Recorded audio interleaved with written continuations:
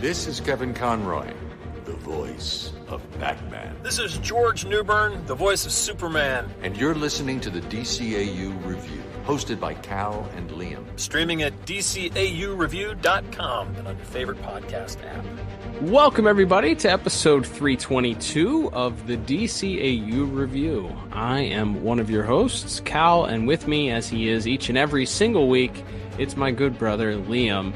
Liam, we are continuing here in our Elseworlds month, covering the very exciting and critically acclaimed Batman Caped Crusader cartoon recently released on Amazon Prime Video. All 10 episodes dropped now about 2 weeks ago, and boy, it's been received very well. Lots of people are streaming this thing. I would say, I think it's, last I checked, it was 98% certified fresh on Rotten Tomatoes for those that care about the Rotten Tomatoes scores and those types of things. Number one streaming show on the Amazon Prime platform. So all signs point to this being a good thing for Batman Caped Crusader. And as we continue with our reviews, we're picking up with episode 2. And that, of course, is a very exciting, interesting one. I think one that we were eagerly looking forward to just from the previews. Mm-hmm. And I'm excited to chat with you about it today because it's gaining a bit of a reputation, I'd say. Absolutely. We are talking about, of course, the second episode of the series, ... and be a villain. The ellipses is part of the title. Mm-hmm. But yes, and be a villain. Clayface's first appearance in this new animated world. A little, certainly very different than the version, if you're familiar with the original animated series, or as mentioned, most of his other animated appearances and things like the Harley Quinn show or something. This is a lot more stripped down, but there's still a sci-fi horror element to it that we'll get to as we look at this week's episode. That's right. Yeah, lots of homages to old Hollywood and noir throughout the entire series, of course. But this one in particular feels very much drawn out off of a very certain time in Hollywood. So excited to talk about that with you today as we get into our synopsis for this episode. But of course, before we do that, we'll get the official IMDb synopsis for this week's episode, which, of course, it is sponsored by, as it is each and every week, by the Pod Tower. Head over to youtube.com/the Pod Tower today and subscribe. And not only can you get our entire catalog, which includes all 321 previous standard episodes, bonus episodes, and a couple of additional projects that we've worked on. You get also the entire back catalog of Tim Talk, which covered every DC animated universe episode and a bunch of other stuff along with it in their bonus episodes. And you also get access to the ongoing series from the Watchtower database, Jump on the Batwagon, as well as their Intergang podcast, all in one convenient streaming area for your listening pleasure. That's youtube.com/the Pod Tower. Head over today and subscribe. That's right. So this is the synopsis for And Be a Villain, which is written by Greg Rucka, directed by Matt Peters, with music by Friedrich Weidman and animation by Studio IAM. And that synopsis reads as such. When a glamorous movie star disappears, Batman and Detective Montoya find themselves tangled up in the dark web of a mysterious Avenger haunting the sound stages. Oh, that's close to getting a standing ovation there. Sometimes I copy them. I don't really read them before I read them on the show. So that one kind of caught me off guard with the that's a beautiful little word picture painted there. Tangled in the dark web of a mysterious Avenger. That's right. All right. Yeah, it's a great synopsis, and it leads us into our own version. So we'll of course go into a little bit more depth here before we get into our 4 categories and our own scores for this episode. But Liam, we kick things off with an introduction to a mysterious woman who is getting out of a car, and she's walking to her apartment. It looks like she's getting out her keys, and we see the sort of POV shot of somebody coming up behind her. She turns around just in time to see them, and we get a gasp from her. And then we cut to our opening credits, so a bit of a cliffhanger there. We then learn from that unfortunately this was a young actress by the name of Yvonne Francis who has gone missing, and we're introduced to this story by Bruce Wayne being interrogated at GCPD, or at least I guess the new GCPD headquarters. I'm guessing since their headquarters blew up in last episode, this is like a different portion, like different building in a different part of the precinct or something like that. They just kind of moved operations to a different building. Well, here's our first timeline clue for the show, because if it is the same building, that means this is like minimum 6 to 9 months since the previous episode, if this is in fact the same building. Good point. Yeah. It could just be another precinct that they're now stationed out of. It's true. But we see Bruce is being interrogated by Detective Renee Montoya, and she is insisting that Bruce give her all the information that he has on Miss Francis's location, and because he technically was the last person to have seen her. He mentions that he was the person that dropped her off at her apartment, and he even remembers the exact specific time, which was 10:52 p.m., which somewhat intrigues Renee Montoya for a moment. Maybe I could just write a check? For what? We're here to talk about a missing woman, not a speeding ticket. Yes, and I'm trying to be helpful, but I'd also like to keep my family name out of the papers if possible. I thought a donation to the department might ensure my involvement here was kept private. Or I could make a check out to you, Miss Montoya. It's Detective Montoya, Mr. Wayne. And not everything is for sale in this city. I'm not interested in dragging you through the mud. I just want to find Yvonne Francis. You were the last person to see her. That's the only reason you're here. Well, now I'm embarrassed. Are you? Good. So let's get back to the night in question. Your butler says you dropped Miss Francis off at 11? 10:52. Most people can't do that. Remember an exact time like that?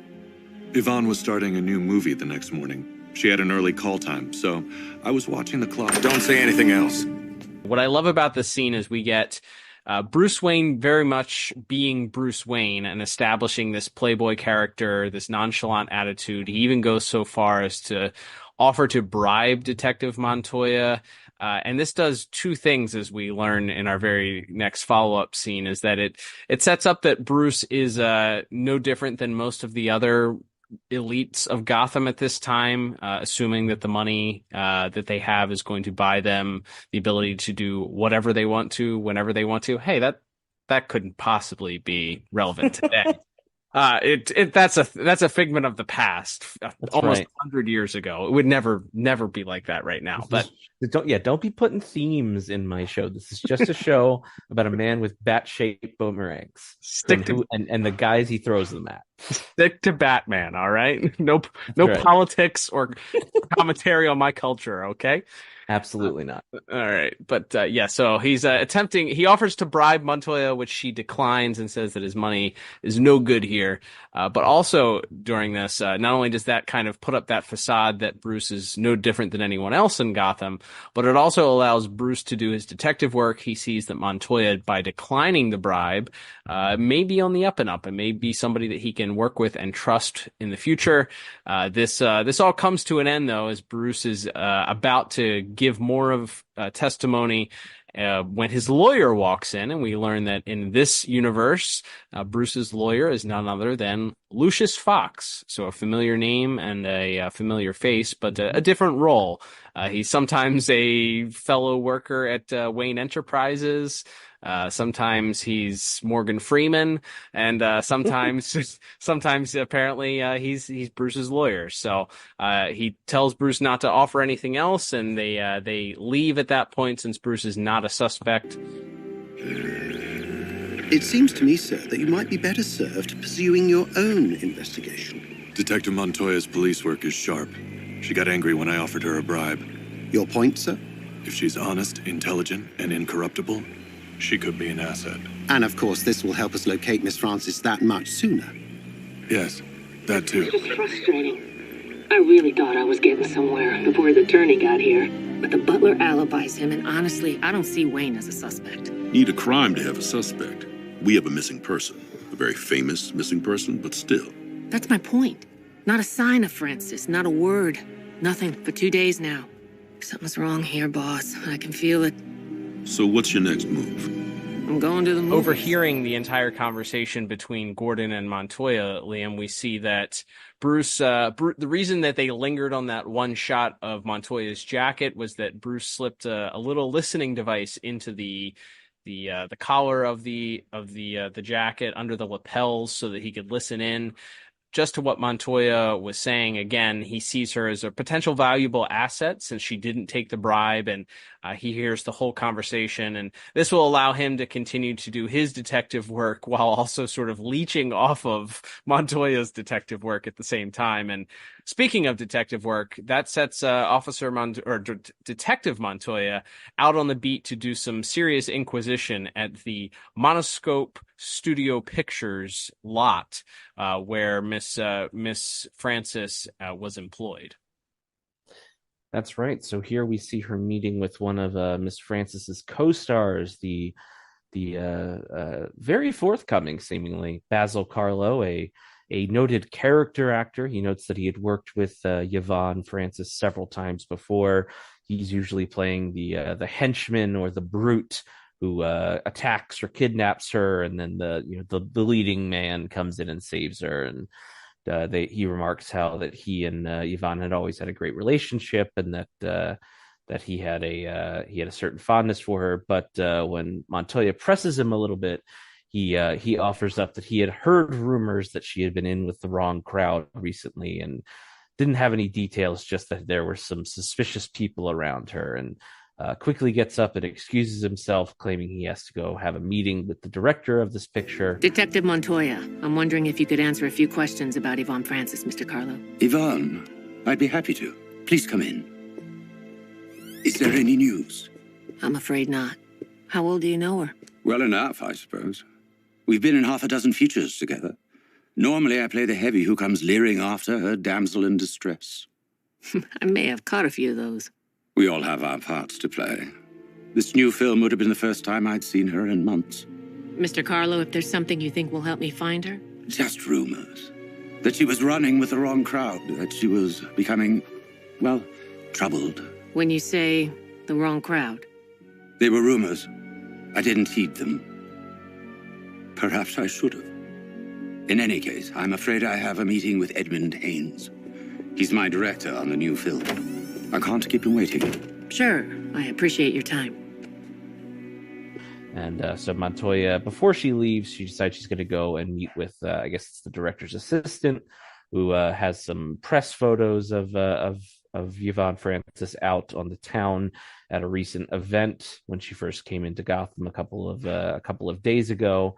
And what did you know? In this paparazzi photo, you see in the background a very familiar face, that being Basil Carlo's. And so Montoya has now caught him in a lie, asks where exactly this meeting he was supposed to be having with the director is.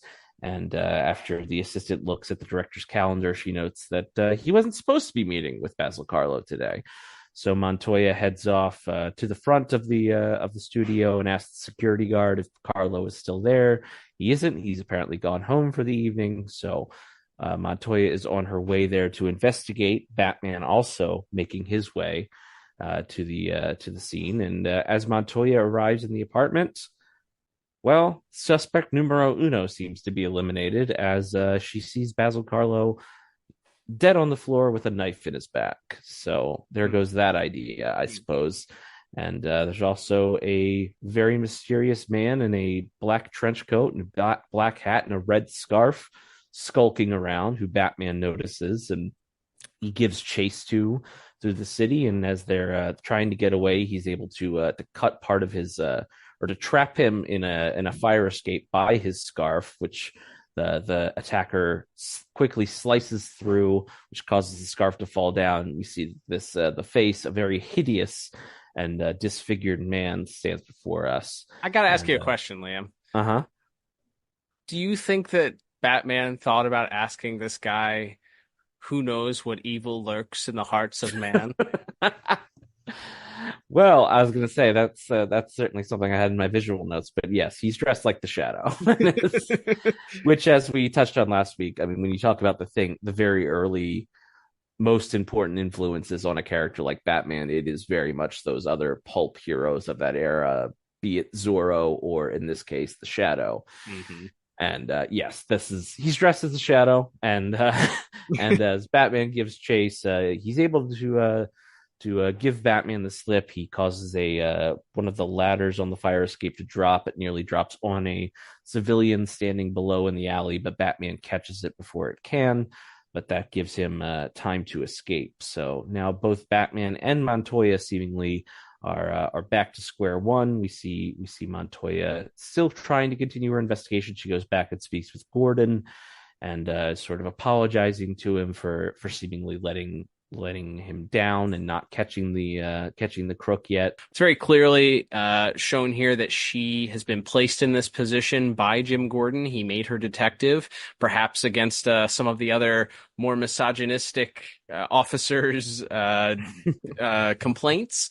But she has been put in that place for a reason. Jim trusts her to do good work and encourages her, and she offers that she just doesn't want to let him down. So she goes back out on the floor of the police department, where some of the aforementioned, perhaps misogynistic members of the GCPD are all gathered around a desk, telling jokes, slapping knees, and laughing it up, as Montoya appears to be getting to work. And who should walk up to her but that handsome, debonair district attorney, Harvey Dent, who assures her that if she has anything on the mysterious disappearance of Miss Francis, because of its high-profile case and importance at this point, that he's eager to just go ahead and prosecute anybody that she happens to put in his courtroom. And So I offered him double or nothing.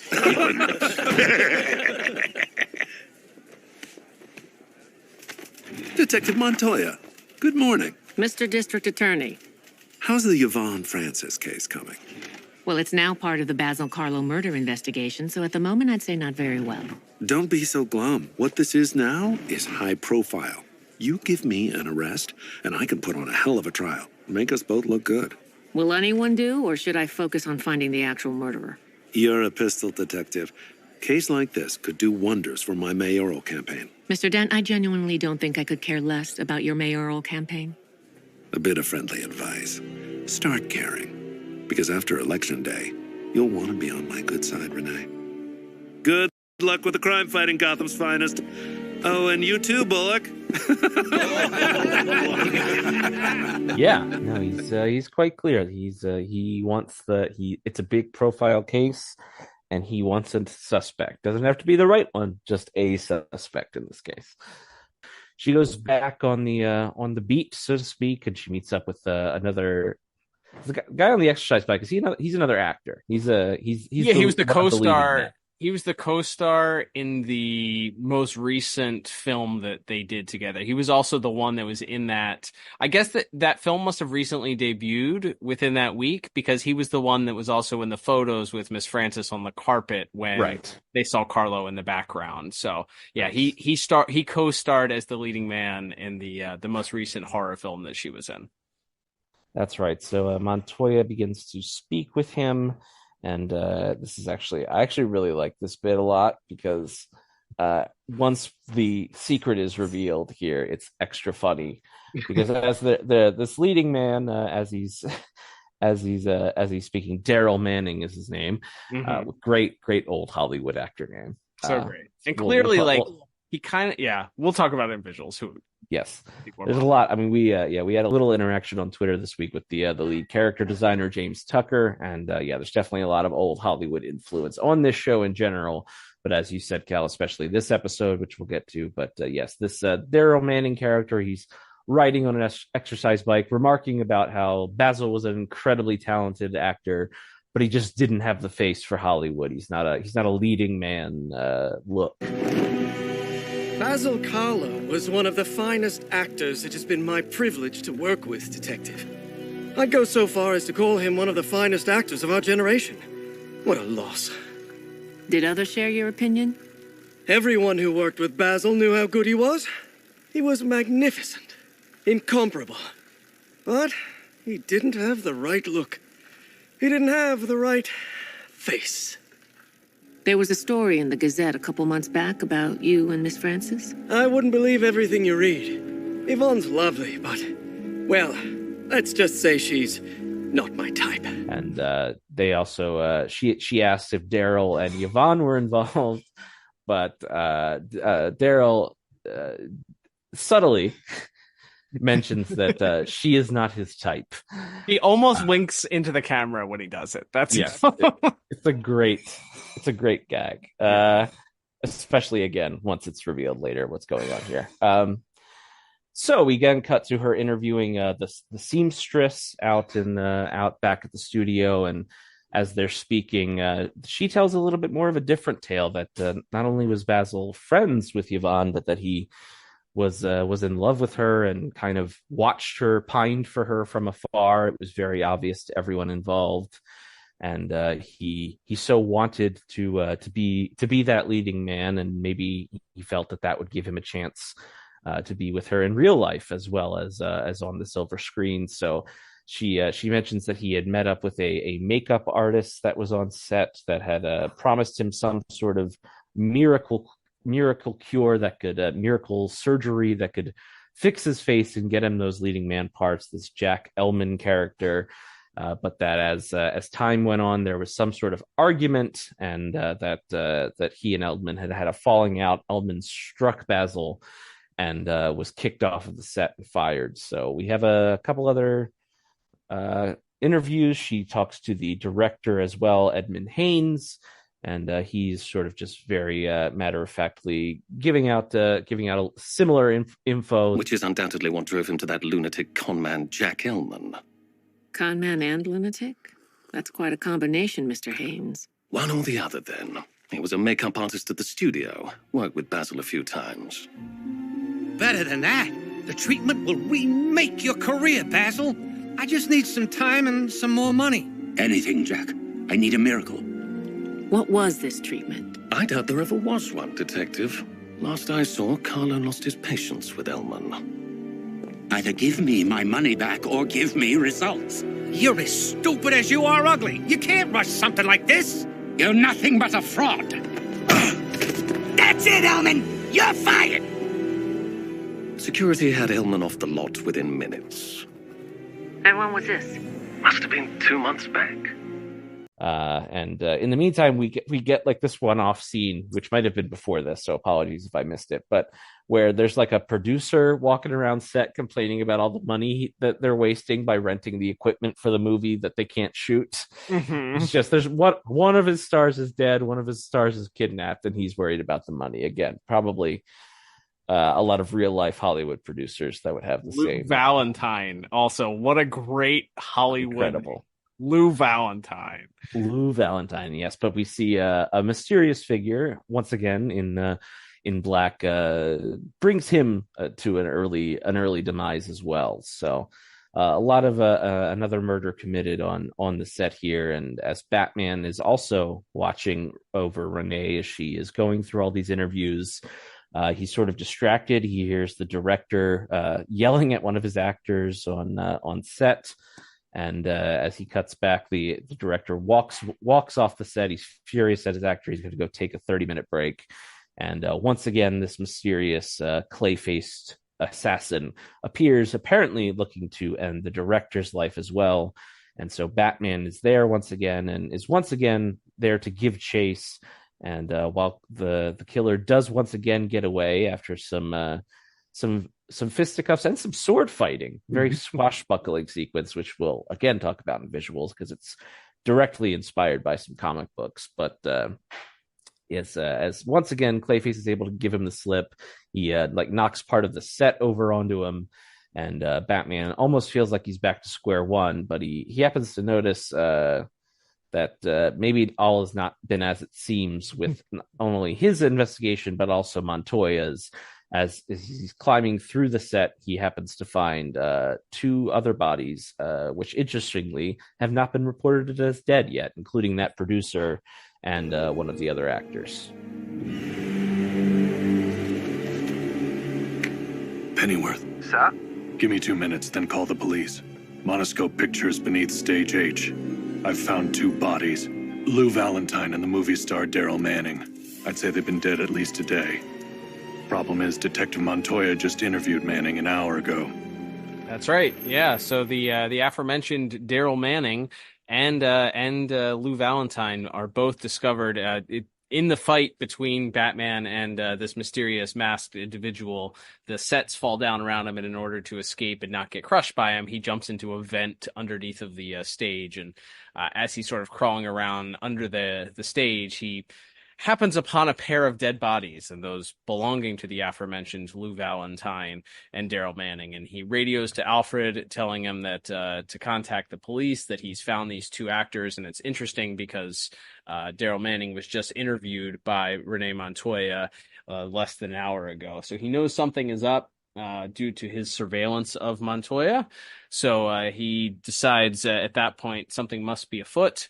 We cut back to Montoya, who has arrived at the apartment of Jack Ellman, and she radios for backup. She's looking to get information about Mr. Ellman and maybe a little bit more as far as what happened in their argument and what their business relationship was. And in the meantime, she radios to both Bullock and Flass to meet her there. They are standing by and say that they are on their way, but in actuality, they just flip off their radio and continue eating their food, which is a great bit. Like, they really want you to hate these guys, which is great because they're not supposed to be likable. Like the old Harvey Bullock in BTAS, while he was obviously an adversarial relationship with Batman initially, he wasn't. It wasn't ever clear that he was crooked or on the take, and they did their best to kind of make him sort of a lovable adversary. And by the time the series ends, he's kind of just like a whatever character. This one, they've really, really gone as far as they possibly can to make Bullock and Flass just really not likable at all. So Montoya radios them for backup. They say they're on their way, but they really just turn off their radio and continue eating. And I love whatever universe it is, Liam, whether it's the DCAU or this universe, Harvey Bullock always in search of trying to eat other people's if you remember in Shadow of the Bat, when he's gonna eat that pickle. You're gonna eat that pickle, right? He's trying to take Gordon's pickle. Here, he's trying to take Flass's pickle. This is not a euphemism, by the way. No, it's an actual literal dill pickle, a sandwich pickle. Yes, it's so funny. Like, I love that somehow made it over here. I'd love to know, I wonder if this was a gag in the comics that they just picked up on and thought was funny, if it was just a joke between the 2 of them. I don't know, but this is great. I love it. We're keeping the Bullock tries to take, maybe it's just the idea that like that would be so irritating, like the person that's always trying to get like your dill pickle that comes with your sandwich, like just always asking me. That's just irritating. I don't know, but it's funny as heck. So Montoya decides that she has to go it in alone since her backup appears to be late. She goes in, knocks on the door of a very shady looking apartment Mr. Ellman is in. He opens up. He claims to not have known anything had happened to his former customer and acquaintance Basil Carlo, stating that he doesn't read the newspapers. He invites Montoya in. Interestingly, it lingers on his face for a second, and his demeanor certainly changes. Bit of a mess. I don't get many visitors. After I was fired, I needed a place to continue my work. The treatment you offered Carlo, was that part of your work? Oh, you heard about that. It was experimental. Sadly, Mr. Carlo wanted a miracle. I'm curious, how did you find me? I'm a detective, Mr. Ellman. It's what I do. You didn't make it easy, if that's any consolation, but some people like to do things the hard way. What about you? Hard or easy?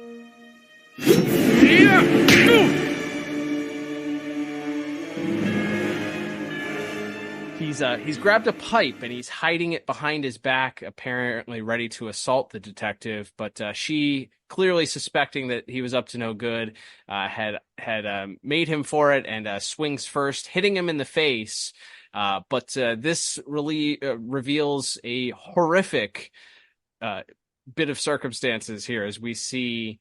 We cut up to his face. There's a fist imprint in his face in a very horror movie-esque bit. He's still holding the pipe. He smacks her in the head with the pipe, knocking her unconscious. And we then cut to black for our what would be a commercial break. We get back, and Montoya has awoken, but she is in restraints, and she is greeted by a man. The same man that we've seen in several scenes with the scarf around his face and the dark, long black jacket and hat, and he begins telling her everything that's going on. She immediately assumes that this indeed is in fact Basil Carlo based on his voice. He then begins to tell her everything that happened and how we got to this point, that after years of being robbed of the ability to be a leading man, all because of his looks, and even with Yvonne mentioning and being very blunt and telling him the reason he didn't get parts was because of how he looked, he decided to take matters in his own hands, and that's when he decided to talk to this Dr. Ellman. Dr. Ellman promised him a miracle by injecting some sort of chemical into his face. And much like Clayface and Batman the Animated Series with the Daggett cream, it kind of allowed him to mold his face into a much smoother and debonair-looking face. They said I could have played 1,000 parts if not for my face. But now I have a face that actually...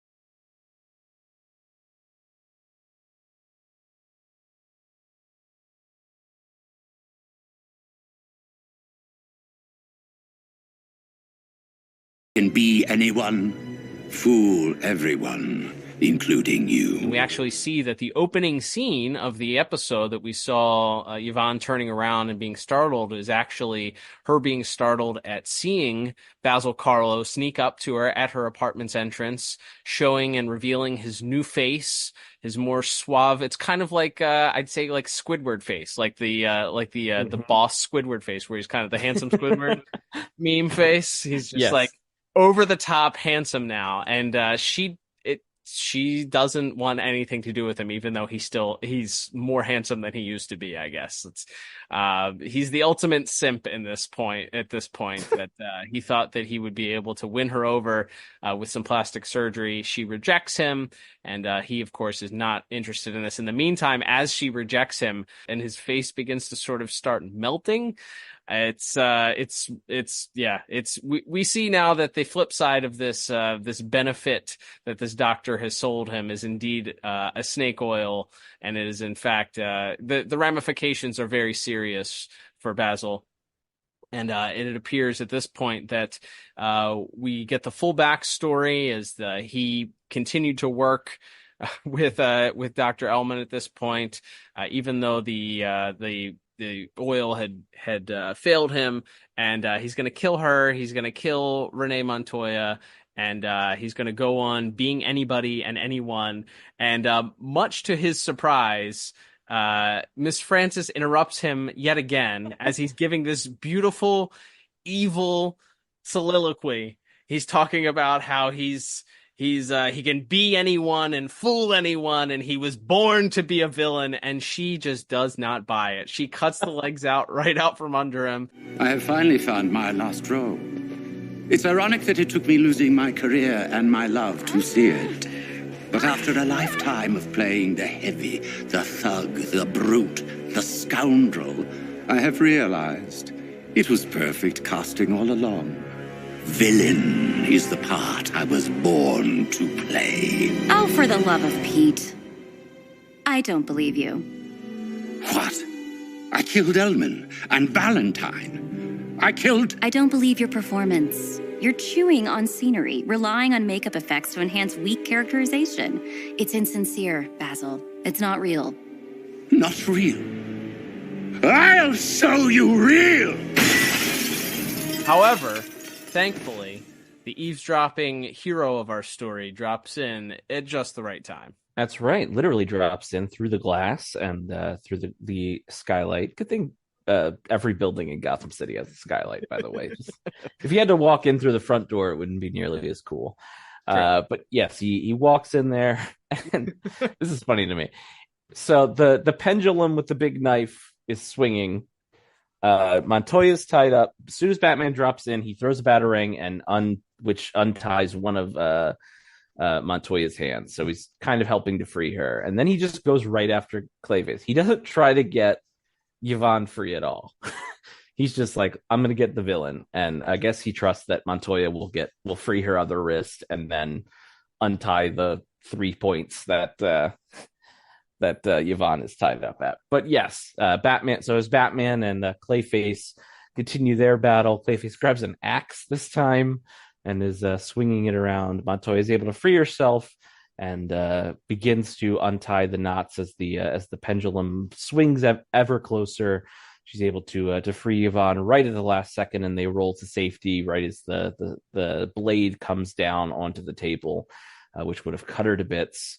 Meanwhile, Batman finally is able to get the axe away and break it, and then he gives him a couple of good old rights and lefts and squishes up that face a little bit more, and knocks him out. So as he's standing over his victory, seemingly, Montoya does pull the gun on him now and says that she will shoot him if he does not surrender to her and turn himself in. She wants to take both him and Clayface in. And before he can really respond or react at all, finally, Bullock and Flash show up, loud and obnoxious as possible, which distracts Montoya enough for Batman to swing away and get off scot-free once again. Montoya begins to look over the crime scene as Bullock and Flash tend to Yvonne. They make a few cracks about how the Bat solved the case for her. And she fires back that actually they barging in like that actually let the Bat escape. So again, you reinforce the very combative relationship that the rest of the detectives seem to have with Montoya. And then as she kneels down to look at something, the bug that's been on her lapel the whole episode finally rolls off, and she realizes that Batman's been listening in on her the whole time, and that's how he's always been sort of one step behind this whole time. And so she talks into the radio as he's driving away in the Batmobile, and she tells him that they're not done yet.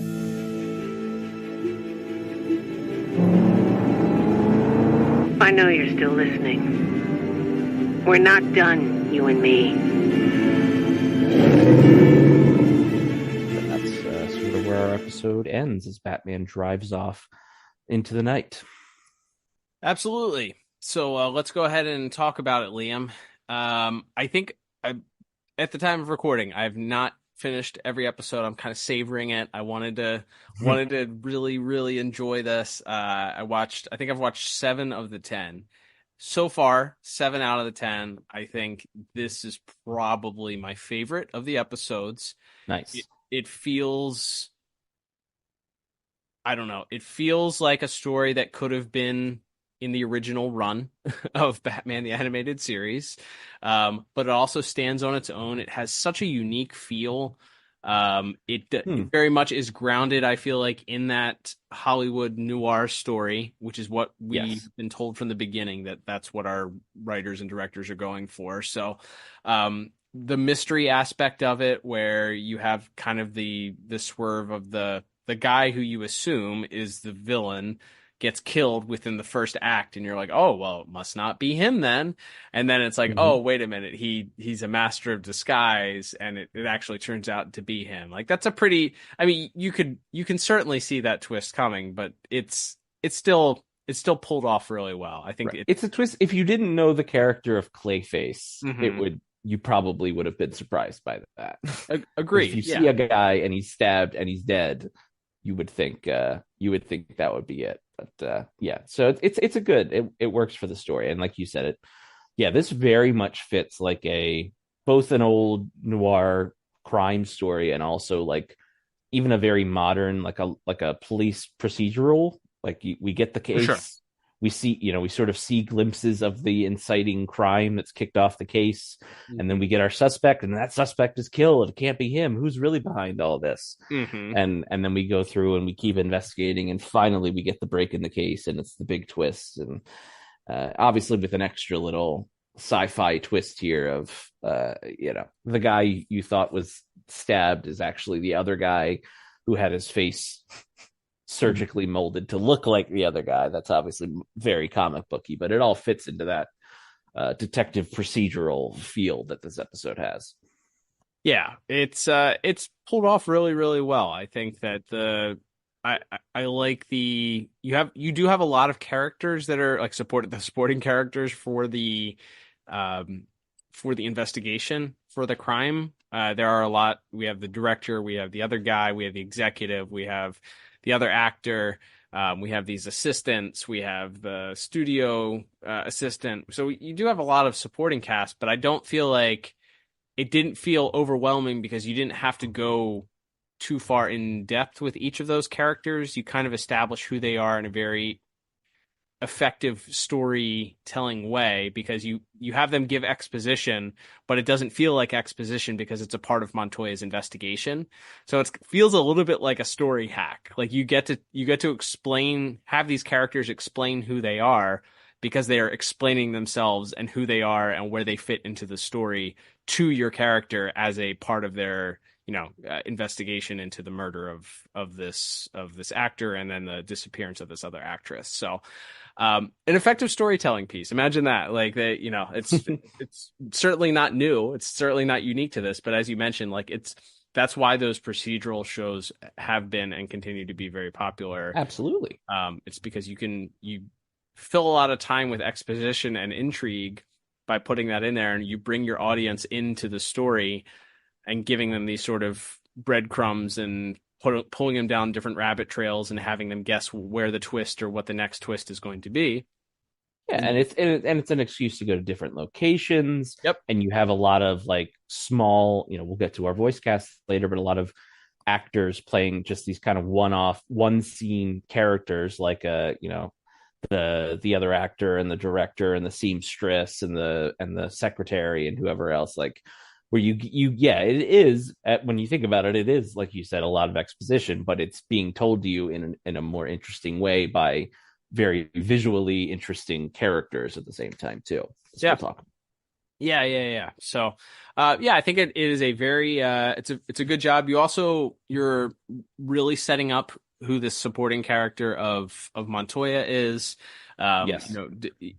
Different interpretations of Batman within the last couple decades. You've had maybe a police officer that's on the good side with Gordon, or maybe it's just Gordon. But in this case, like having somebody that is someone that Batman can go to as a resource that he can trust eventually when he begins, assuming that we continue down that path of him working with the police, that he has somebody that he can rely on that maybe doesn't trust him right now, clearly, but maybe will eventually see the good that Batman does, and then they form that symbiotic mutual respect and relationship to work together to reach the same goal, to stop the criminals. So I thought that it was an effective way of showing that Montoya is a good soldier in this Mm-hmm. otherwise very corrupt organization, and that I do like the little insight that we get into her relationship with Gordon, that she kind of sees him as this father figure, and that she's really in this position, maybe feeling like a fish out of water. She shouldn't be in this position. She was or nervous to be in this position because some people see it as something that she didn't earn, but Gordon kind of giving her the vote of confidence multiple times, even though she isn't able to crack it on the first bit. I thought that was a good way to establish this character. I think for a really interesting follow-up to what we looked at last week, this had I feel like a complete tonal shift, which is going to be important because you're going to have different episodes. And when you look at the shows that we've reviewed the most, Batman, Superman, all of those shows had that ability to kind of tonally shift between styles and how they told their stories. And that's why I think those cartoons have stuck around for as long as they have and that are looked at so fondly. So I like that the tone was able to shift to something more serious and dark and mysterious than what we were looking at last week, which we liked, but just had a completely different feel to it. Yeah, absolutely. I totally agree with what you're saying.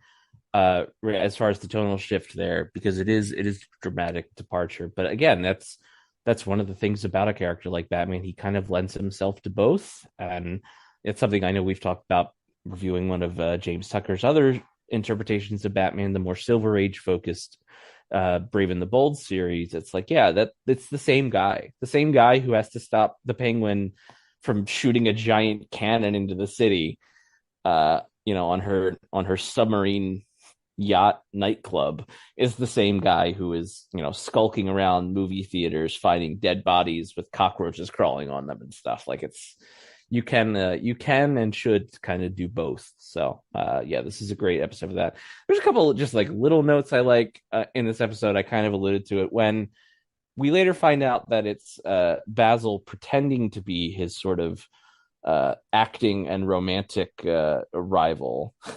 And I just like that it's like, maybe this guy was gay, but it's certainly very clear that Basil's like, no, I don't think she would have been interested in me, and I wouldn't have been interested in her because I'm definitely gay. Like, it feels like something that Basil is ad-libbing because he's like, it's not enough for me to just, like, I can't acknowledge in my head that, like, she would have liked this guy because I hate him so much. Right. So I'm like, oh, by the way, like, he just throws out, like, he's like, actually, there's a reason why they weren't dating. Like, he can't imagine the fact that they might have been, even though when the seamstress is talking, you see them kind of canoodling. So who knows the truth? But I just thought it was a funny bit to be like, and also when Basil is playing all of these characters, they're both very complimentary of Basil. And also he throws in like a little ad lib here or there about something that lessens them as like a player in this story, which I think is kind of a fun note. And then the other bit, which we talked about during our recap, where Yvonne just starts critiquing his monologue while he's threatening to kill her and Renee. Like, she's like, I don't think you actually want to do this. Like, I think you're because you're not doing a good job of convincing me. Like, you're trying too hard. Like the idea that he just has gotten a taste for murder, he says, and she just, the way she kind of just like dresses him down and tears him apart, I think is so funny because. And then he kind of responds with an even more over the top, like, I'll show you committed. Like, he's like, if it feels even like once it's called out that he's being like a bit performative in his evilness, then it feels like he ratchets it up even more and it's even more hammy. So it's just like a funny little bit of like kind of mocking a B movie actor for even when he's actually doing when he's actually murdering people, he's still not really believable on that level. I think that's a funny little knock to throw on him as far as just something that would cut him to his very core in that moment, because all he keeps saying is when Renee's having all these interviews, most of whom are Basil in disguise, as we find out, it's like, yeah, but everyone says that I would basically be the greatest actor of all time if my face was just fixed. And it's like, well, actually, maybe you were a little bit of a hand too. Like, maybe you're not that great of an actor either. Like, I just like that little nugget thrown in there at the end too. It's like a little extra dagger towards old Basil there.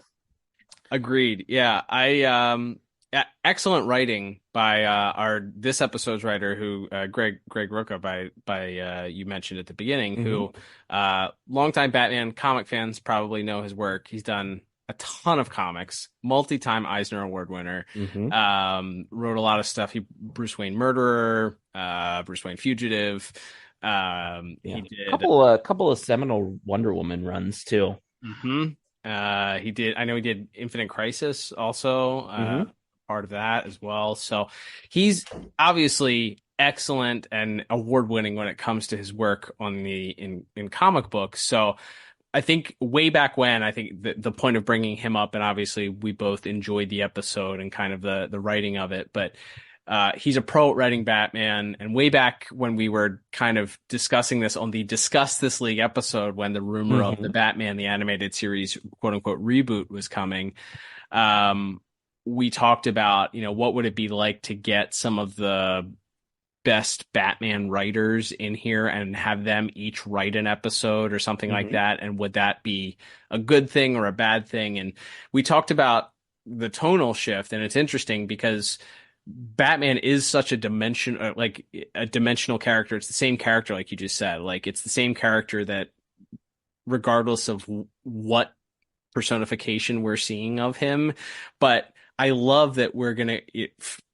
tonally from this in this series, we see very different looks to whether it's the supporting cast, it's Batman, but overall even the story for the episode and how that stories are told. I actually think that that's a very interesting and good storytelling device that is going to end up making this stand out longer, hopefully, and really be something that people want to come back and revisit and continue to grow its audience, because obviously we have a season 2 coming up, so it'll be interesting to see if that continues. But yeah, I think writing, the plot itself from start to finish is very, very fun. It is the number one complaint after week 1 of Batman Caped Crusader from people that don't like the episode or that have been more critical is that there's not enough Batman in it. And Batman, I wouldn't say plays a supporting role in this episode, because he is also investigating alongside Montoya. He's essentially with Montoya every step of the way because of his surveillance. I don't know if we may have skipped it in when we were doing the synopsis, but the scene where he goes to the morgue and he pulls, he has to investigate in the way that he finds out that Carlo isn't dead is that he goes to the morgue, pulls out the body, and sticks his finger in the face of the cadaver, and it just kind of like wiggles around. So he realizes at that point that that's not Carlo, and that's where he goes to do his own investigation of where Montoya is. So I think there's enough Batman in this where he plays the most important part. He saves both Montoya and the actress at the end, and ultimately takes down Clayface. But we're still establishing that he is this sort of a mysterious character, and fans kind of don't have quite the read on him that they would in other iterations of this character. So I didn't think that for this episode, don't have a complaint about a lack of Batman. I'll just say that. But I know that has been the theme of people that have hated or have disliked the show so far. I really don't get that. Again, you're allowed to have that opinion. Of course. I don't get that at all. I mean, I'd have to take out a stopwatch and actually, it feels like he's very present. Either as Bruce Wayne or as Batman, he's in quite a bit of this. Doesn't feel like we go more than, a minute or two without at least checking in with him, which, like you said, he's sort of shadowing, pun intended, shadowing Renee as she talks to all the theater people, I guess. But even so, I feel like he's still very present. They have the multiple chase scenes and all that we'll talk about in visuals in a second. But yeah, I don't see that as like a criticism that makes sense for this episode, at least. Maybe we'll take it on a case by case basis, as we always do with these reviews. But everything all considered, I really enjoyed this one, and I ended up settling on a 9 out of 10 for my plot. Hey, we are in sync for this one thus far. Yeah, I gave it a 9 out of 10 myself. It's really good. I love the mystery. I love the characters. I love everything about the episode. It's really good. It's really strong, and I think it's everything that it feels like a Batman comic come to life, and that's what I want my Batman cartoons to feel like most of the time. It's just I could read this in a comic book form, and now I'm watching it with vocal performances and stop motion. So, Absolutely, very good stuff. I say only other note I'll mention here. I mean, maybe you can touch on it in visuals as well. This does have some similarities to the original Clayface appearance back in Detective Comics number 40, but I wouldn't say it's like a direct adaptation. No, some of the motivations are changed. Clayface's motivations are changed. I think in that, if I read it today on the wonderful DC Universe Infinite app. It's a wonderful app. It sure is. I watched it, read it in full, and I think from what I understand, it's more that like the villains that he played, he like adapts their behaviors versus him being upset that he doesn't get the parts. So correct, and he's upset that they are remaking some of his classic roles without him as well. That might apply more today than the other one, but that's funny. Yeah, good point. Yeah, that's reboots and remakes are, even though it feels like it's a recent topic, it's kind of just always been around in Hollywood, believe it or not. I will also say I don't know where else to put this, but so the line or the title of the episode, "And Be a Villain," is a line from Shakespeare's Hamlet. That line goes, "That one may smile and be a villain." So somewhat alluding, I believe, to Basil, of course, standing by watching Frances and sort of pining for her, yet deep down kind of having this evil motivation to take what isn't his. It's also a title of a Nero Wolfe novel from the 1940s, which was a noir detective story, believe it or not, from the 1940s. It didn't really have any, other than it being a mystery, it didn't have any correlation that I quite saw from to the story that we're covering here. But again, our executive producers time and time again talked about how they were greatly influenced by anything and everything, 40s, noir, horror, all of that. So unsurprising that a detective novel from that era would potentially lead to this, the title of this episode as well. All right, Liam, let's move on to our next category, shall we? Which is animation and visuals. And once again, Studio IAM, or I am responsible for this week's animation, and also directed by Matt Peters.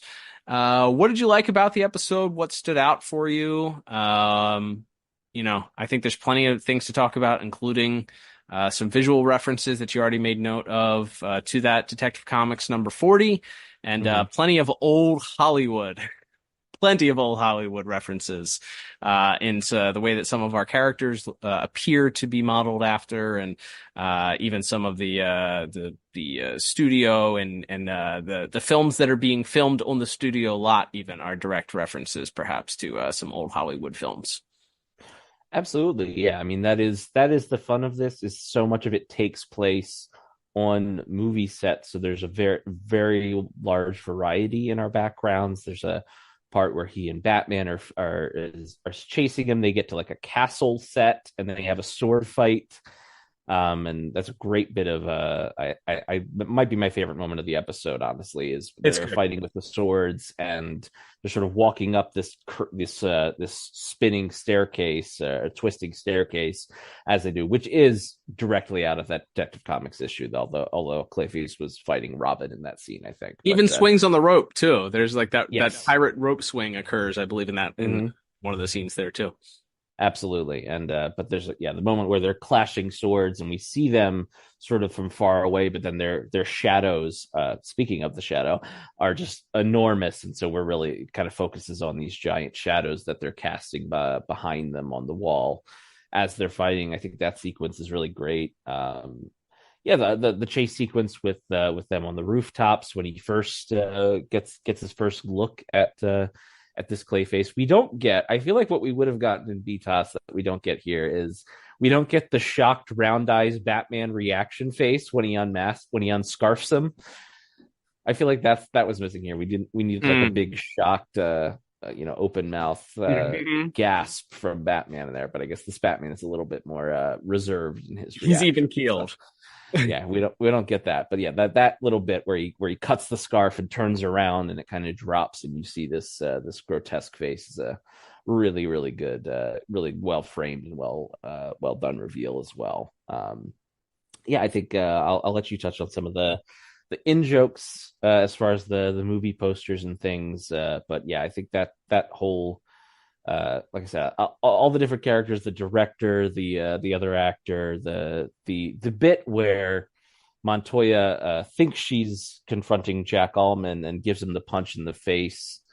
He's wearing these big round glasses, and then suddenly his head kind of gets knocked back by the punch, and when he stares down at her, all of a sudden there's light reflecting into his glasses, so his eyes are completely white now, and then he has no mouth because this punch mark has left in his clay face. He's a literal clay face. I think that's a great bit. Batman in the morgue. There's a lot of, if you like Batman skulking around, is a good one between him finding the bodies in the set. And then him in the morgue, as you said, like just poking at the dead bodies with his finger. So there's a lot of good Batman sort of, actually, like you said, he and Montoya are sort of unofficial partners, and that they're figuring these things out sort of side by side, even if she's not aware that she's helping him put things together, while he's kind of having his own side investigations at the same time. But I a good episode if you like seeing Batman sort of skulk around with a flashlight. This is a good one, which I do. It sure is. I'm not poking fun.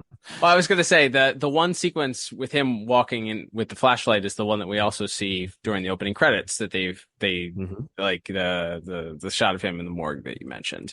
Lots of the action beat is the culmination of the episode. It's the crescendo of the end where he gets in and actually gets to throw fists. And I guess there is that sort of half action beat of the bit with the sword fight, which is also very good. But yeah, it's certainly more story driven as far as the action is concerned, for the majority of it. We do get some, as you mentioned, some homages to, some classic horror and noir films. There's two posters. I think there's probably more Easter eggs that we may miss. Two of the posters. There's one that says "Murders in the Wax Museum," and another one that says "The Crimes of Doctor," and it kind of cuts off as to what the doctor's name is. But "Murders in the Wax Museum" was probably a play off of "The Mystery of the Wax Museum," which was an old Warner Brothers film from the 1930s, a horror film. And then you have "The Return of Dr. X," which was also a noir murder mystery film at that time, starring one Humphrey Bogart, believe it or not. So there's a name that even if you don't know any actors or actresses from that time, you probably know that name.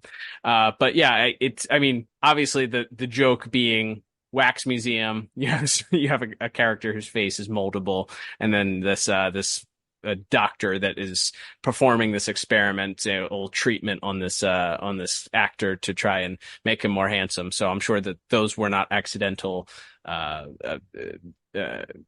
spoofs of those posters. There's also a sequence that we get briefly where the director we see a live shot on the studio as Batman and Clayface are right before they go into their battle on the actual studio set. We see a guy that's dressed up, appears to be Jack the Ripper, which was also from a spoof from the movie The Lodger in the 1940s. Lots of Jack the Ripper lore, of course, a classic noir mystery villain from that time. We already talked about the 1940s aesthetic for everything, but our main villain, Basil Karlo, probably I would almost guarantee. I did reach out to executive producer and a person responsible for the character models to verify, but didn't get an answer back in time for the recording. But pretty sure he's based on Boris Karloff, who I think I called Basil Boris Karloff about 15 times leading up to the series. So, yeah, that would make a lot of sense. Visually, looks a lot like the guy. I think there's also a little of Chaz Palminteri in there also, as I pointed out before we went on the air.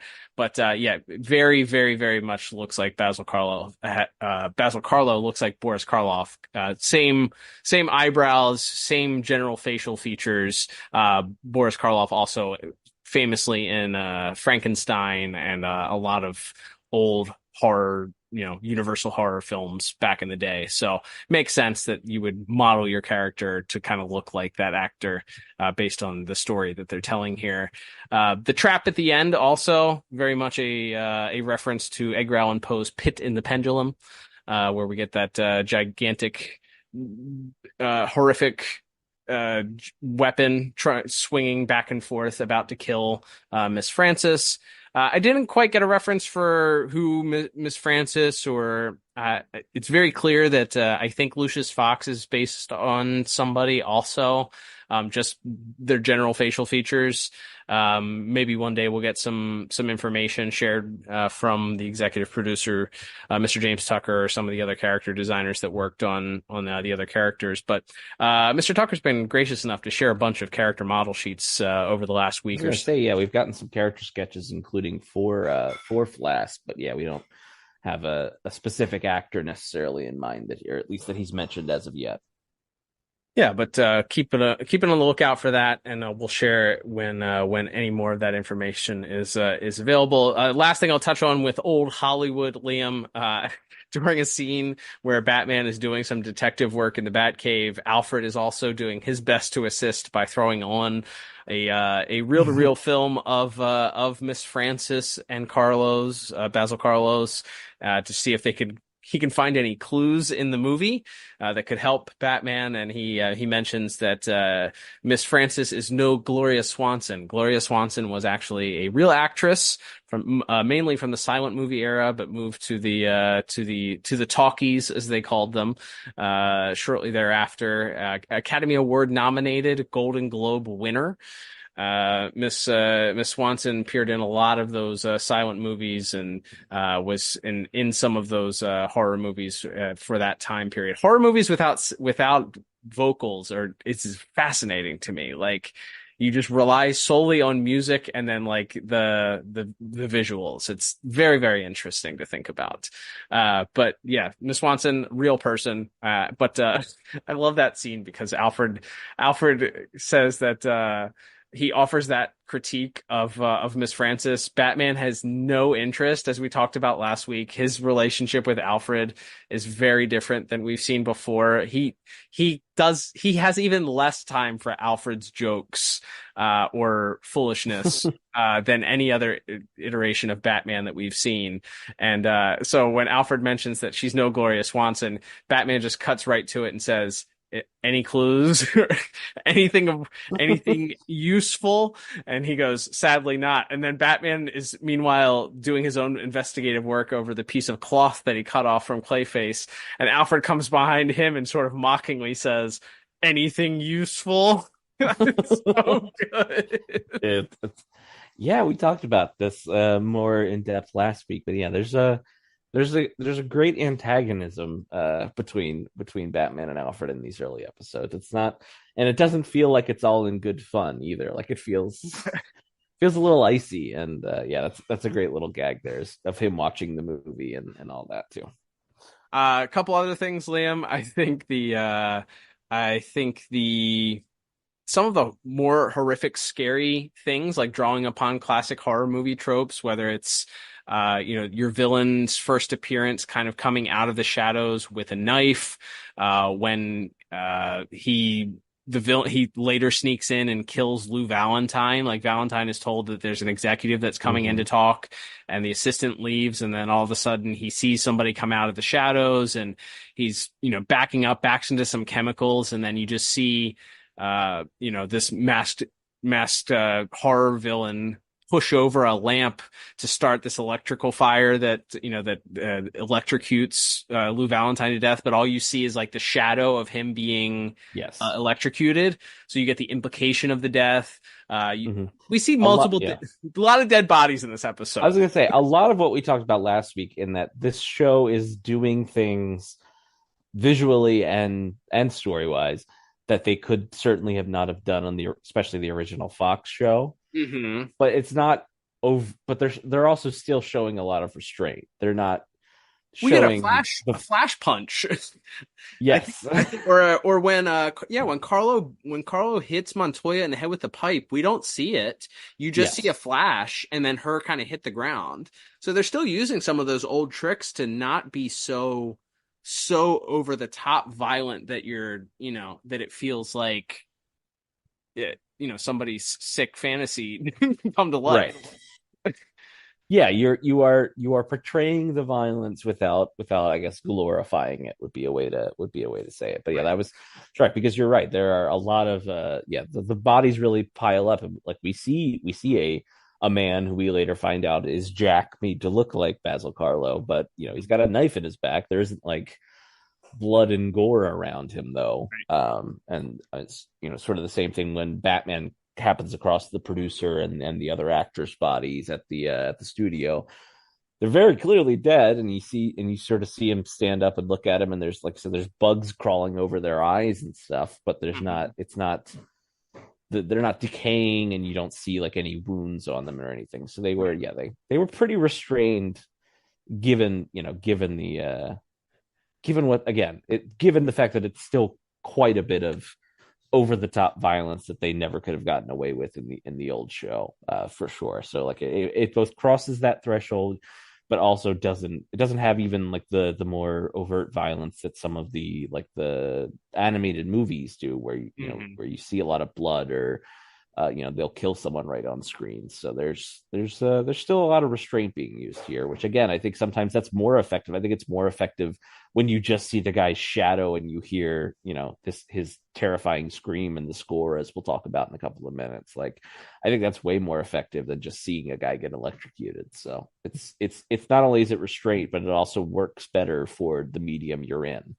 Absolutely. And we recently talked with a former director and producer of one of the old Batman the Animated Series shows, where we talked about how that's an effective way of storytelling to let your brain fill in the blanks. It's a very Hitchcockian way of doing things, where your brain fills in what they don't show you. So your brain can make it as bad or as gory or as horrifying, and oftentimes will communicate that more than your perhaps what you would actually be able to show or communicate effectively visually. So yeah, I think this is a step up from maybe what we talked about last week. I felt like maybe it's just because I'm getting used to the animation, but things felt like a little bit smoother this week, less stiff. There's still some stiffness in the way when you have kind of a wide shot of a character walking. It still looks a little janky. Oh, speaking of horror, I missed the maybe the freakiest bit, which again was spoiled in the trailer, but is still maybe one of the most interesting visuals we get when Montoya goes to visit who she thinks is Dr. Ellman, and she walks in, and we get a scene where she's talking, so she's giving her stuff as she's walking around the office, and he's grabbing the pipe, and we get the shot of him, and we see in his glasses, we see the reflection of her standing there. Then we get this interaction where he swings, she punches him, and then it's this pan up shot from his shirt to his face, and you just see his glasses are reflecting completely white light, and you get the imprint of the fist in his face right out of a horror movie. Like, it's absolutely, it's like you hit the guy with everything that you had, like you hit the big baddie, the Jason Voorhees, or whatever, as with everything you have, but he's just kind of standing there stoically. And you don't know how to react because he looks inhuman now that he has this giant handprint in the middle of his face. Really, really, really, really cool. Yeah, but I think overall it felt like an improvement. Batman jumping through the glass looked really really good. I think that the fight sequence that we have, again, Batman having to use his fists more, not just taking people out with one punch. It feels like the villains are a little bit more formidable, or maybe he's just not super ninja yet. Capable of taking everybody down with a single blow. So the fisticuffs go a little bit more, and then ultimately his fists connecting and really messing up the face of Clayface at the end was a pretty neat bit. I like that. So yeah, overall, I think the visuals are very strong for the episode. Still a little bit of stiffness that I think could be worked on, and maybe could take some more getting used to. But overall, my complaints are pretty low with this one. So I ended up giving animation visuals a really strong 8 out of 10. What about you? Yeah, I went 8 out of 10 as well. Probably could have been higher.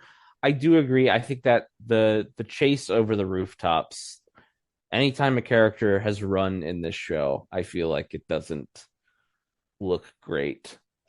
Just again, it's also because immediately when you do a gallivanting chase over the rooftops, it's going to immediately make you think of something like the Cat in the Claw Part 1 or one of the original BTAS episodes that has these incredibly right, like TMS was the best of the best studios working on this, with a lot of young hungry directors who are looking to to make their mark.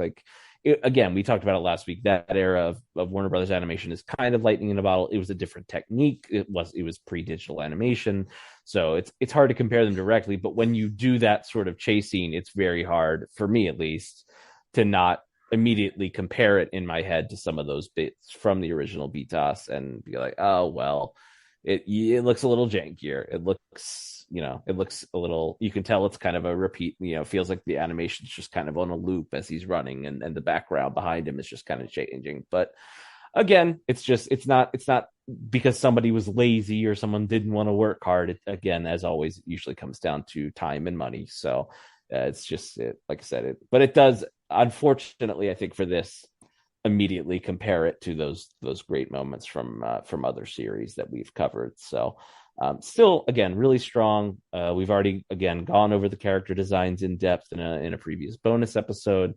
But that very shadow inspired Clayface design is great. And really good stuff all around. All right, Liam, let's move on to our next category, which is going to be music. Once again, done this week by Frederick Weidman. And Mr. Weidman, as we talked about last week, has been championing the fact that this soundtrack, the entire soundtrack, is available for streaming on your favorite music streaming application. So maybe while you're listening to a podcast, say the DCAU review on your favorite app, you switch on over to the music side of things, and you give that a listen after the episode is done. But yeah, there's a couple of good pieces that I appreciated. Like I said last week, I think each episode has at least 2 pieces that correlate with the episode, sometimes 3. This one, I think the things that stood out for me, again, there is less of a reliance on particular character themes, as we discussed last week. So I don't know that you're going to hear a specific character theme for a villain return like you would expect with a Joker or a Riddler or some of the Penguin, the ones that you remember that stood out from the BTAS era. So I think this is more about making it feel cinematic and important. That being said, there is a musical note that I did note of a character theme, but there's a couple of musical points that I think come up. I think the reveal of Clayface. Well, you don't know that he's Clayface, but the villain, as he escapes, potentially murdering what they think is Basil Karlo at the time. So Batman giving chase to him down the fire escape and then across the building, the rooftops and all of that. There's a neat chase sequence of music there. I also liked the music that played, a very horror movie inspired theme once we get the reveal of that really great visual of the fist imprint in Clayface's face after Montoya tries to knock him out. And then for the very first time, after Batman enters and swings through the glass, through the skylight, I heard Batman's theme play after the fight between him and Clayface. Clayface is swinging the axes at him. He catches one of the axes and Batman breaks it over his knee, and you get the opening sequence theme play. It's very quick. It's very it's not triumphantly played, but it is played, so you hear the Batman theme. So I made a note of that. I was like, all right, I like that, even if it's not what we're used to with a Shirley Walker type triumphant Batman's taking over here. It's at least something, and I liked that. I didn't catch it any other time, but I at least caught it there. But those were my musical highlights that I noted. Did I miss anything, Liam? No, not that I can really think of. Yeah, I think it fits this episode a little better because, again, so much of it is drawing directly on these old Hollywood noir stories, both in the content and our visuals, that I think it works. The very heavily sort of shrill strings, and again, it's a very string focused score, at least in these first couple of episodes. So you don't get a lot of, the big bombastic horns or the concussion. They come in a little bit here and there, but usually only to kind of punctuate the big moment. Like you said, when Clayface is giving his big monologue at the end about how he was born to be a villain and all of that it kind of swells there. But yeah, I think it fits better. Like I think we talked about it last week. We could have used something a little jazzier because our villain was more of a showman or showwoman.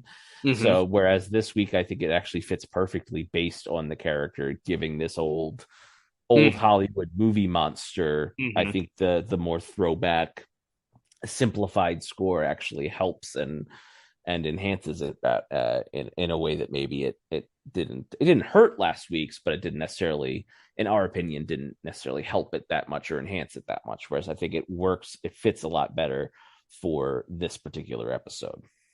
Yeah, the only other musical note that I had, other than what we just discussed, was the final dialogue that we get where Montoya is speaking and discovers the listening device, speaks into it, tells Batman that they're not done yet.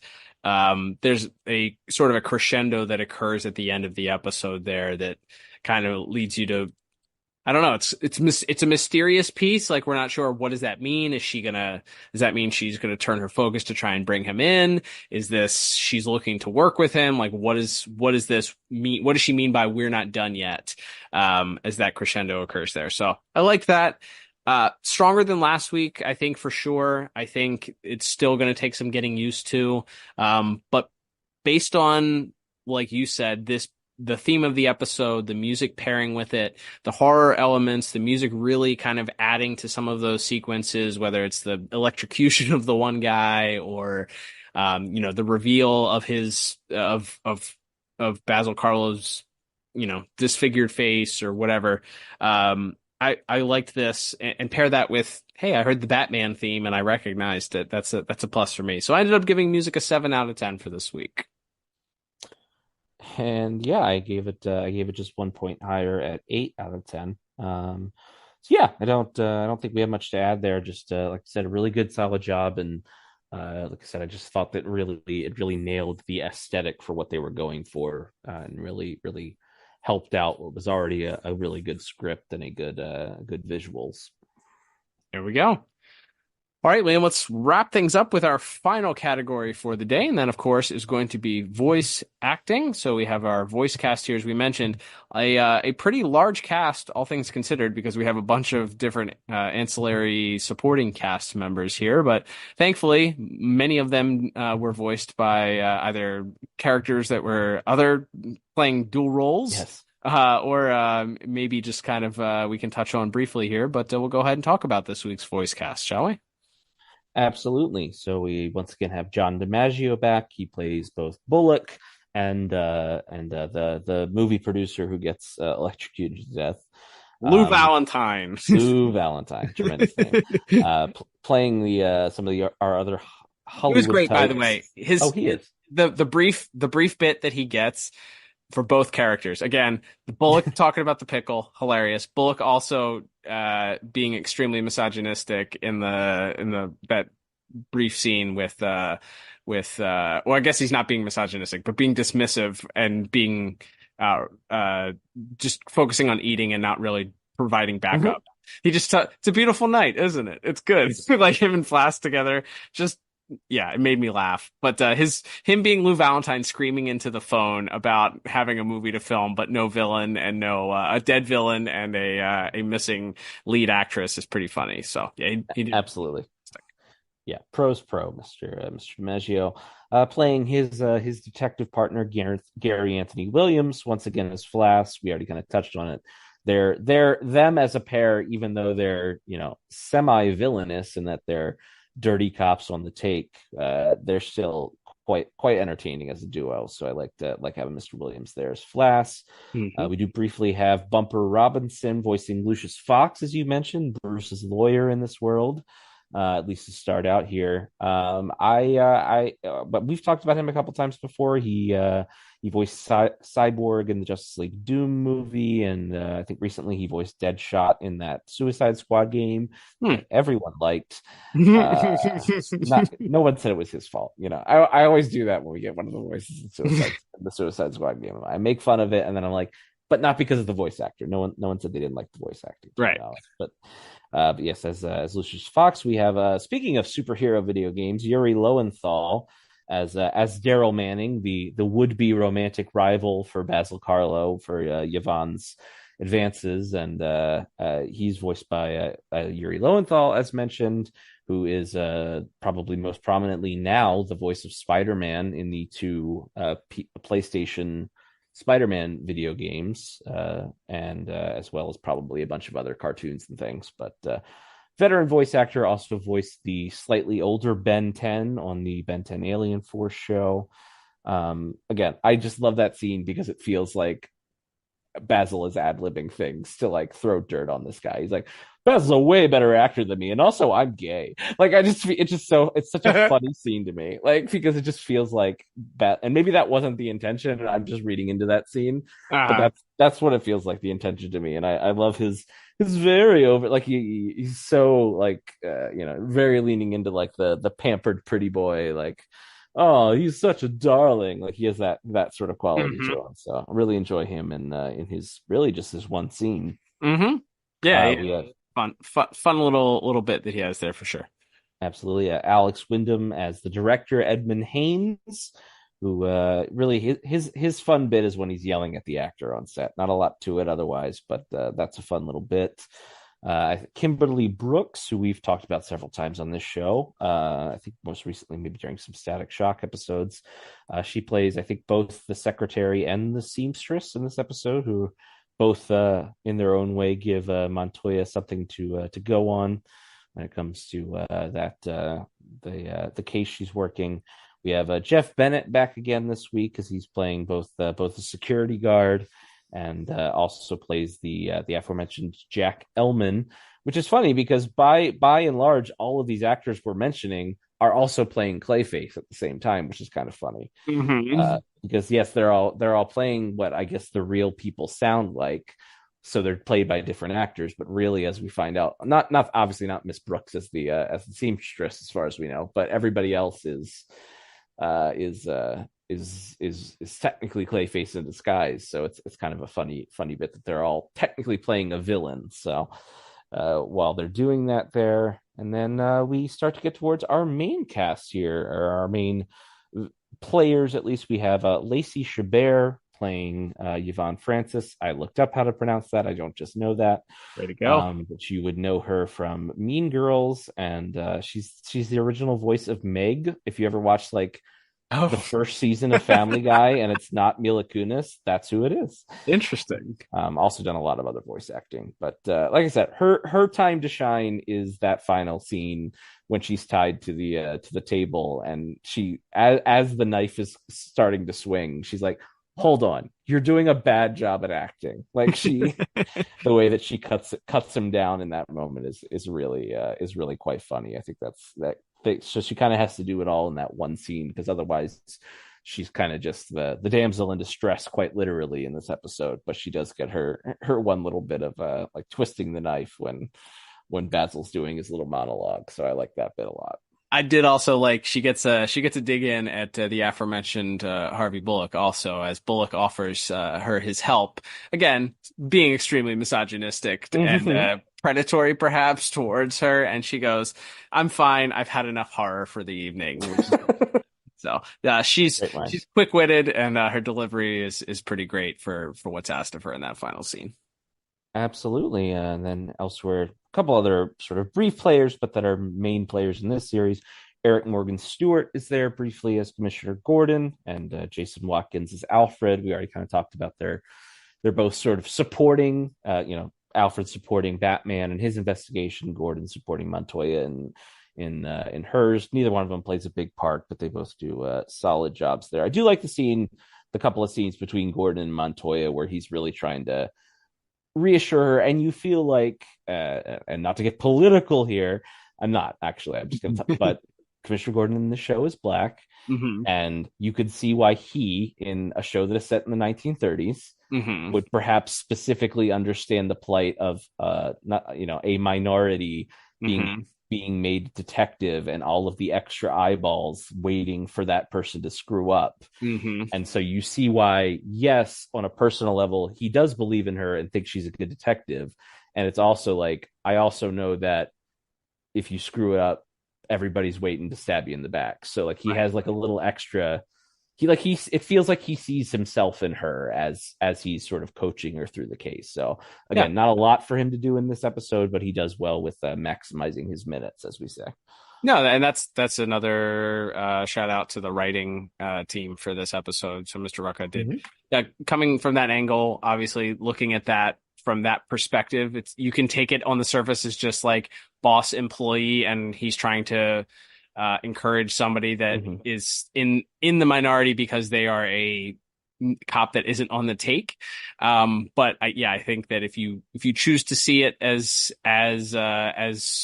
you just described it, which I think there is enough evidence to suggest that if you wanted to, you definitely could. I think it does add an additional layer to it, which makes it certainly more interesting. So not a lot for him to do, but as we mentioned, you're really initially establishing this relationship between Montoya and Gordon, not just as employee and employer, or boss and employee, but like certainly like this parental relationship of she looks up to him.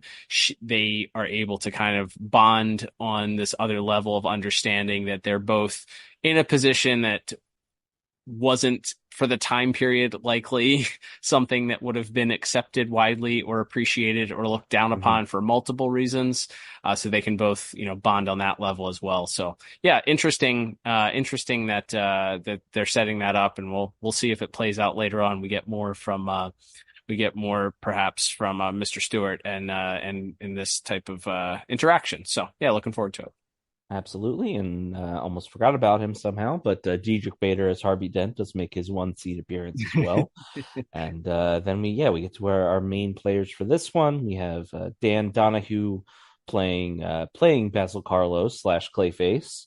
More recently on camera, he's on the show For All Mankind, which I think is an Apple Plus series, and has done a lot of other voice work and video games and things like that as well. So he's perfect. He is pitch perfect for a 1930s movie monster supervillain. Like, you couldn't have picked a better guy for this role. And he just nails it from the moment you meet him as Basil, and you just hear that sort of old theater pro quality to his voice, and then through the end when he is raving and ranting and doing his big monologue, like the whole time you're like, man, this guy's just nailing it the whole time. It was I can't say enough good things about Mr. Donahue here. I think he does a great job.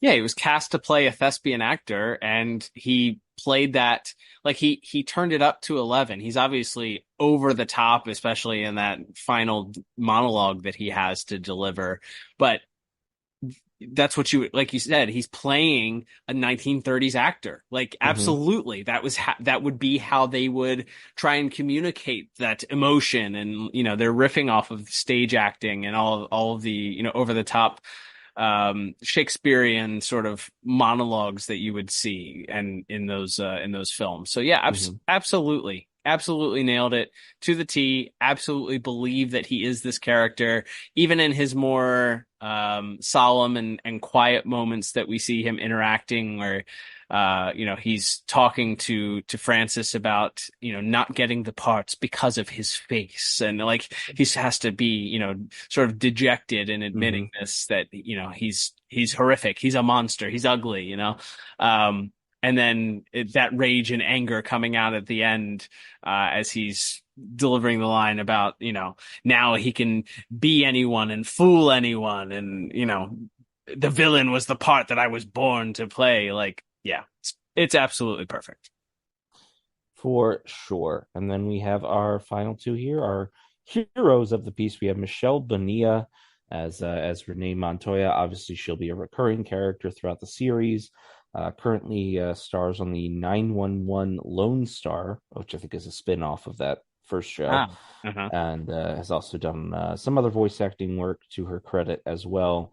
I think she really nails it. Like, she feels like this Montoya feels very beaten down by the world, and like she's to get to where she is as a woman in this time period. It feels like her walls are up pretty much the whole time. Like, other than when in those scenes with Gordon, she is the dukes are up. Like, when she has to interact with Flass and Bullock, when she's interacting with Dent, even when she's interacting with Batman, you get this sense that she's really spoiled. Like, she's ready to throw fists at any time, and literally does in this case, in this episode. But like, you really get that sense, like, and they do show her throughout this episode, and Miss Bonilla's performance is part of that, of her showing her to be a good detective as well. But yeah, you just really get that sense of, like, her fists are constantly clenched. It's kind of, and I feel like that comes through in the vocal performances as well. Yeah, and I think too that the fact that she's closed off, like she's prepared for like, you can tell, especially in that scene with her interacting with Dent, that she's prepared for critical, a critical response from the people around her, probably because of the position that she's in. But it's also, she has these walls up because she's used to the criticism. She's also has some natural walls up, perhaps about her personal life. All of that is like, it fits that character of like, I'm all business, and also I don't want anybody to know anything about me personally, so I'm just kind of closing myself off. Yeah, so it does make those scenes where she interacts with Gordon, where she does let the walls down, and like, you can see that she's like crumbling, and this feeling that she's going to disappoint him, and perhaps this is going to affect her position at her work and all this, and you can see a little bit more emotion there. And then even at the end, you see a little bit of the frustration when Bullock and Flass finally show up, and she's like, well, now you arrive. Like, she's frustrated with them. And then they accuse her, or they say, oh, did Batman save the day? Like, and that's exactly what's, what she was expecting, like, not to get any of the credit for any of the work that was done. The fact that she led Batman to where Miss Francis was being held, all that stuff. Like, she doesn't get the credit for any of that, and she's ready for it at that point. But then when she discovers that she's been being surveilled, that last little bit that she has there to share with Batman, like, hey, we're not done yet. Like, this isn't the last of this. I thought that was a great little performance there. So yeah, I think she's really strong in this episode also, and is able to sort of pull off the dichotomy of that character in those different scenes. So yeah, really, really effective in how she communicated that.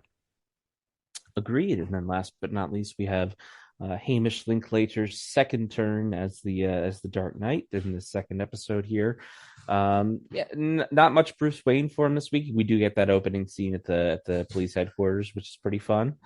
And then really the whole rest of the episode, he's just in bat mode. But again, as you said, he is around the whole time, but he's not a he's not a talkative guy at this point in his career. So we get a little bit of him and Alfred interacting, and then that's pretty much it for the rest of the episode. It's just him sort of puzzling things out while he's putting together things, or he's shadowing Montoya and engaging in fisticuffs with Clayface. So not a ton asked of him this week as far as his depth as an actor, but again, I feel like I'm settling into his Batman, and I feel like he does a good job here.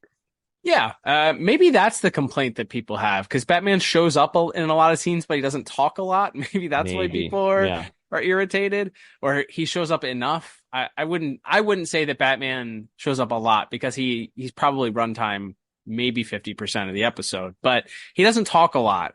And when he does talk, it's very short sentences that he's trying to get information out of people, whether it's Alfred or, somebody he's interrogating or what, but he doesn't do a lot.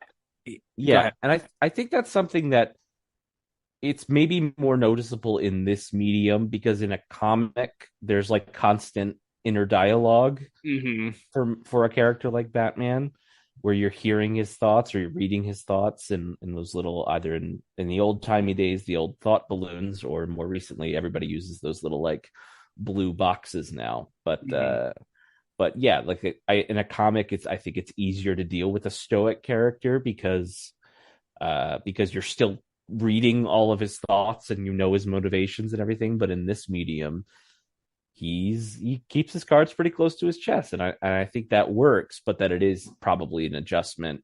Again, if you're comparing it to other Batmans like a Diedrich Bader or, of course, the late Kevin Conroy, I can understand why that's going to take people a little while to adjust. But I think it's more just that's kind of translating who they see this character to be into a medium where you don't have the benefit of a constant inner monologue.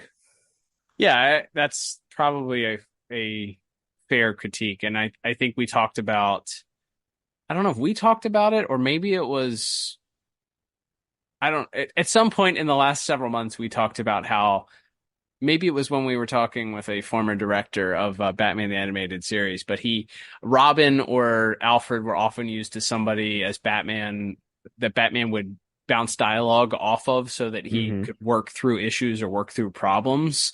And it really doesn't feel like they feel compelled to do that as much. Like, you have a little bit of it with Alfred, where he explains the tag isn't a monogram. It's the studio. It's an indicator that it's a prop from a studio. So he kind of does explain some of what's going on, or when he pokes, the cadaver and says, well, this isn't Carlo, to no one in particular, I guess, because he's not talking to Alfred there. But maybe there's just less of that, and you're kind of expecting more of that dialogue to occur. But yeah, I'm okay with him being a little more inhuman, because I know that that's the direction that they're going for, and it makes the Batman more mysterious. So maybe people are just uncomfortable with not being intimately aware of how this Batman ticks. It's a little more of a mystery. So, but yeah, all of that to say, performance is really, really strong. I think mainly on the back of our leads, Mr. Donahue and his performance. I felt like I had no choice but to give this a perfect 10 out of 10 for voice acting. So our first 10 out of 10 in the Batman Caped Crusader era comes from our voice acting in the second episode. What about you? Broke the seal. Yeah, I gave it a 9 out of 10. I think everybody's really strong. Yeah, I don't know what would have pushed it to a 10. Honestly, I just 9 was sort of my first instinct, and that's usually what I go with. So yeah, really, really strong. Maybe if Hamish Linklater's Batman had a stronger role in the episode, like we said, the story didn't call for it. And yeah, overall, really, really high scores, and yeah, great job by everybody involved. Again, even some of these bit players, so to speak, that are just coming in to do one or two scenes or one or two background voices, all really bringing it and doing a great job helping craft this very, as we said, very procedural style episode. There we go. All right, Liam, let's total up our scores here. Totaling up everything here at the very end, I end up with a very impressive 34 out of 40. What about you? And even though we differed, I think, in a couple of categories, the final score ends up the same. I also gave it a 34 out of 40. Oh, there we go. Identical scores here. Also, I didn't mention it. I neglected to mention this, but I'll throw this in at the end if you're still listening. But I'm pretty sure one of the things that we've come across, we're excited to talk about in the next couple weeks, are some of the Batman the Animated Series Easter eggs. So there was, I believe, one of the posters in the dressing room, or I think it's in Dr. Ellman's whatever that is, like his apartment or whatever. Yeah. Where the rest of the posters are. There was a poster that appeared to be a man with goggles and a fedora, and certainly resembled the Gray Ghost. So there have been, if you have been on Twitter/X, there have been several reveals of Easter eggs for Batman the Animated Series, amongst other things. So you can check out our social media. We've discussed a couple of those already. If you're avoiding spoilers, of course, don't go near Twitter/X. But if you're interested in seeing what some of those spoilers are, perhaps you've already watched all 10 episodes, or maybe just part of those 10 episodes, you can check out our social media at DCAU Review. Give us a follow on there. You can also, of course, follow us on Instagram at DCAU Review as well. That'll help support the podcast if you enjoy what we do. You can also check out the show notes and support us directly. There's a tab there to support us and become a monthly supporter, as we have several monthly supporters giving of their hard-earned dollars to support the podcast. We thank our monthly supporters for all that they do to help us continue to do what we do. And you can also check out our store tab, which is also in the show notes as well. And then last but not least, maybe the most important, subscribe to us on your favorite podcast app, whether it's Apple or Spotify. I almost said Google Podcasts there, RIP. Apple or Spotify are our main entry points, we know, but we're also on many of those other ancillary podcast applications as well. Wherever the RSS feed is picked up. So subscribe to us on there. If it allows you to leave a little review, leave a 5-star review for us, that helps us out. And that's a way to support the podcast. Leave a little blurb on Apple Podcasts. And if you live within the continental United States and we read it on air, we'll send you a thank you gift. Liam, we are continuing with our Batman Caped Crusader reviews with episode 3 next week. So why don't we drop a little preview of what we'll be talking about? That's right. So next week we are covering episode 3, as you said, and this is one I think everybody can sink their teeth into. This is an A-list Batman villain making her debut next week in the episode Kiss of the Catwoman. That's right, it's Kite Man. No, it's Catwoman. That's a joke now. We have to do that every week. I'm really painting us into a corner there. I'm all for it. We just have to come up with unique ways to do it. We just have to surprise each other. We just have to... Exactly. I love it. But yes, we will be talking about the debut of Catwoman and what makes this version of the character a lot more unique than some previous versions. So looking forward to that next week. That's right. And can't wait to check that out with you, Liam. But until then, I'm Cal. And I'm Liam. And please join us for the next episode of the DCAU Review. Bye-bye.